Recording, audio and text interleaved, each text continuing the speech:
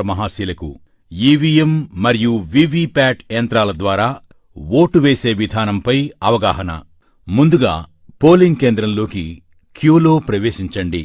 మీ యొక్క గుర్తింపు ధృవీకరణను పోలింగ్ సిబ్బందికి చూపండి. ఓటర్ల రిజిస్టర్లో సంతకం లేదా వేలిముద్ర వేయండి.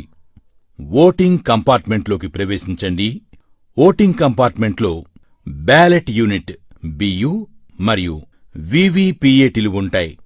బ్యాలెట్ యూనిట్పై మీరు ఎంచుకున్న అభ్యర్థి యొక్క పేరు మరియు గుర్తుకు ఎదురుగా ఉన్న నీలిరంగు బటన్ను నొక్కండి.